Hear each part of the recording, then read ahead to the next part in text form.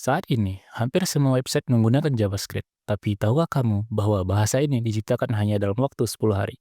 Bagaimana bisa bahasa yang begitu penting lahir dalam waktu sesingkat itu?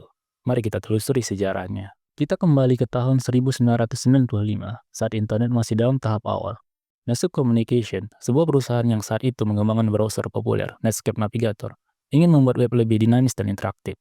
Untuk itu, mereka merekrut seorang engineer bernama Brandon Edge dan memberinya tugas yang cukup ambisius, yaitu menciptakan bahasa pemrograman baru dalam waktu yang singkat.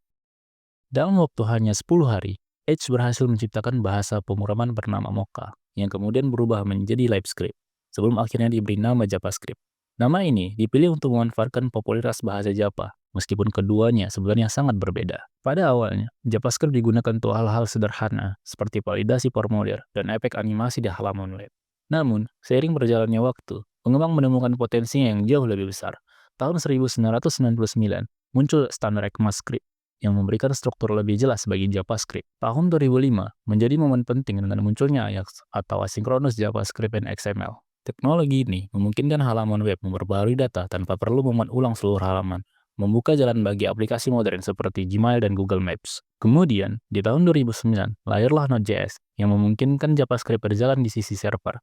Ini mengubah JavaScript dari sekedar bahasa untuk browser menjadi bahasa yang dapat digunakan untuk pengembangan aplikasi penuh, baik di front-end maupun di back-end. Seiring berkembangnya teknologi, berbagai framework dan library seperti React, Vue, dan Angular semakin memperkuat posisi JavaScript sebagai bahasa utama dalam pengembangan web. Hingga saat ini, JavaScript tetap menjadi salah satu bahasa pemrograman paling populer di dunia, digunakan oleh perusahaan-perusahaan besar seperti Facebook, Google, dan Amazon.